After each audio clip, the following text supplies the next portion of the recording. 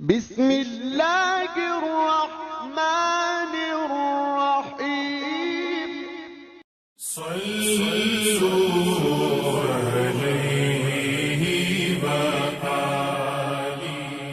صحیح بخاری حدیث نمبر 131۔ رسول اللہ صلی اللہ علیہ وسلم نے ایک مرتبہ فرمایا کہ درختوں میں سے ایک درخت ایسا ہے جس کے پتے کبھی نہیں جھڑتے اور اس کی مثال مسلمان جیسی ہے، مجھے بتلاؤ وہ کیا درخت ہے؟ تو لوگ جنگلی درختوں کی سوچ میں پڑ گئے، اور عبداللہ بن عمر کے دل میں آیا کہ میں بتلا دوں کہ وہ کھجور کا پیڑ ہے۔ عبداللہ کہتے ہیں کہ پھر مجھے شرم آ گئی اور میں چپ ہی رہا۔ تب لوگوں نے عرض کیا، یا رسول اللہ، آپ ہی خود اس کے بارے میں بتلائیے۔ آپ نے فرمایا، وہ کھجور ہے۔ عبداللہ کہتے ہیں کہ میرے جی میں جو بات تھی وہ اپنے والد حضرت عمر رضی اللہ عنہ کو بتلائی۔ وہ کہنے لگے کہ اگر تو اس وقت کہہ دیتا تو میرے لیے ایسے ایسے قیمتی سرمایے سے زیادہ محبوب ہوتا۔ صحیح بخاری حدیث نمبر 132۔ حضرت علی رضی اللہ تعالی عنہ سے روایت ہے کہ میں ایسا شخص تھا جسے جریان مزی کی شکایت تھی، تو میں نے اپنے شاگرد مقداد کو حکم دیا کہ وہ رسول اللہ صلی اللہ علیہ وسلم سے دریافت کریں، تو انہوں نے آپ صلی اللہ علیہ وسلم سے اس بارے میں پوچھا۔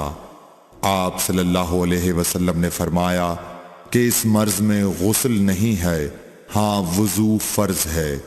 صحیح بخاری حدیث نمبر 133۔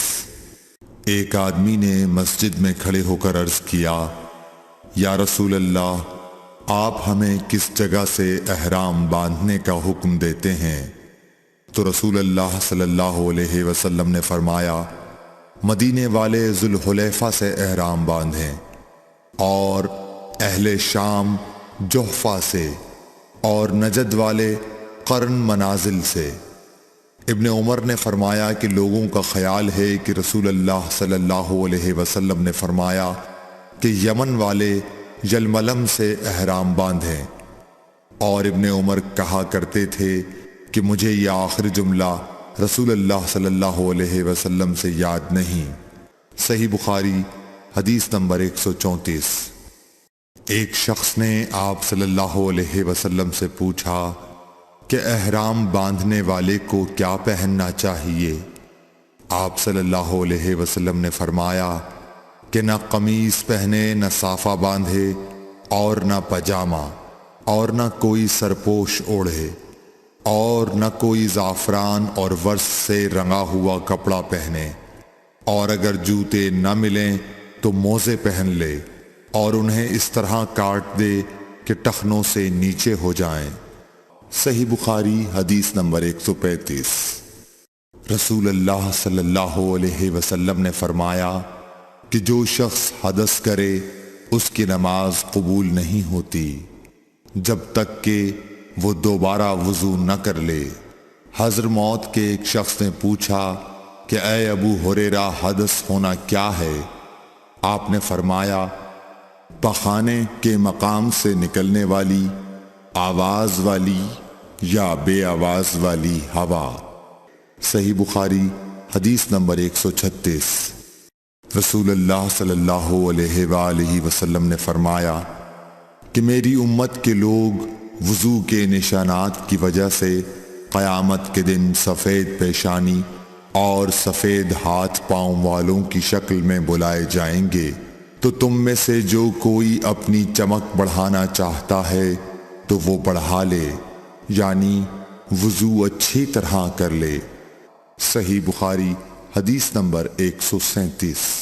رسول کریم صلی اللہ علیہ وسلم سے شکایت کی گئی کہ ایک شخص ہے جسے یہ خیال ہوتا ہے کہ نماز میں کوئی چیز یعنی ہوا نکلتی معلوم ہوئی ہے۔ آپ صلی اللہ علیہ وسلم نے فرمایا کہ نماز سے نہ پھرے یا نہ مڑے جب تک آواز نہ سنے یا بو نہ پائے۔ صحیح بخاری حدیث نمبر 138۔ نبی کریم صلی اللہ علیہ وسلم سوئے یہاں تک کہ آپ خراٹے لینے لگے، پھر آپ نے نماز پڑھی، اور کبھی راوی نے یوں کہا کہ آپ صلی اللہ علیہ وسلم لیٹ گئے، پھر خراٹے لینے لگے، پھر آپ صلی اللہ علیہ وسلم کھڑے ہوئے، اس کے بعد نماز پڑھی۔ ابن عباس رضی اللہ تعالی عنہ کہتے تھے کہ ایک مرتبہ میں نے اپنی خالہ ام المومنین حضرت میمونہ کے گھر رات گزاری تو میں نے دیکھا کہ رسول اللہ صلی اللہ علیہ وسلم رات کو اٹھے۔ جب تھوڑی رات باقی رہ گئی تو آپ صلی اللہ علیہ وسلم نے اٹھ کر ایک لٹکے ہوئے مشکیزے سے ہلکا سا وضو کیا۔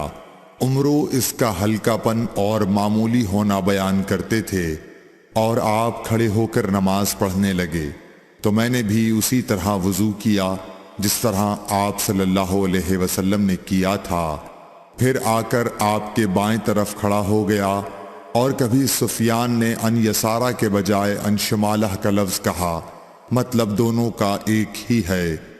پھر آپ صلی اللہ علیہ وسلم نے مجھے پھیر لیا اور اپنی داہنی جانب کر لیا، پھر نماز پڑھی جس قدر اللہ کو منظور تھا، پھر آپ لیٹ گئے اور سو گئے حتیٰ کہ خراٹوں کی آواز آنے لگی۔ پھر آپ کی خدمت میں مؤذن حاضر ہوا اور اس نے آپ کو نماز کی اطلاع دی۔ آپ صلی اللہ علیہ وسلم اس کے ساتھ نماز کے لیے تشریف لے گئے، پھر آپ نے نماز پڑھی اور وضو نہیں کیا۔ سفیان کہتے ہیں کہ ہم نے عمروں سے کہا، کچھ لوگ کہتے ہیں کہ رسول اللہ صلی اللہ علیہ وسلم کی آنکھیں سوتی تھیں، دل نہیں سوتا تھا۔ عمروں نے کہا، میں نے عبید بن عمیر سے سنا، وہ کہتے تھے کہ انبیاء علیہ السلام کے خواب بھی وہی ہوتے ہیں۔ پھر قرآن کی یہ آیت پڑھی، میں خواب میں دیکھتا ہوں کہ میں تجھے ذبح کر رہا ہوں۔ صحیح بخاری حدیث نمبر 139۔ رسول اللہ صلی اللہ علیہ وسلم میدان عرفات سے واپس ہوئے۔ جب گھاٹی میں پہنچے تو آپ اتر گئے۔ آپ نے پہلے پیشاب کیا، پھر وضو کیا اور خوب اچھی طرح نہیں کیا۔ تب میں نے کہا، یا رسول اللہ، نماز کا وقت آ گیا۔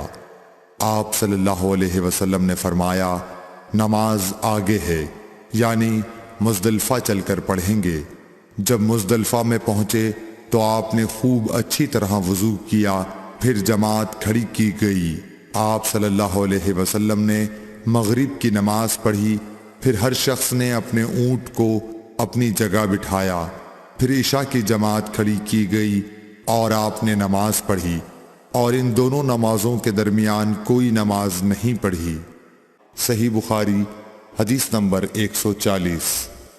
ابن عباس رضی اللہ تعالی عنہ نے وضو کیا تو اپنا چہرہ دھویا، اس طرح کہ پہلے پانی کے ایک چلو سے کلی کی اور ناک میں پانی دیا، پھر پانی کا ایک اور چلو لیا، پھر اس کو اس طرح کیا، یعنی دوسرے ہاتھ کو ملایا، پھر اس سے اپنا چہرہ دھویا، پھر پانی کا دوسرا چلو لیا اور اس سے اپنا داہنا ہاتھ دھویا، پھر پانی کا ایک اور چلو لے کر اس سے اپنا بایاں ہاتھ دھویا، اس کے بعد اپنے سر کا مسح کیا، پھر پانی کا چلو لے کر داہنے پاؤں پر ڈالا اور اسے دھویا، پھر دوسرے چلو سے اپنا پاؤں دھویا، یعنی بایاں پاؤں۔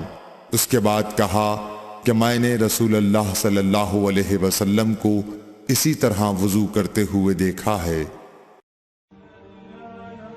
Thanks for watching. Don't forget to like, comment, share and subscribe to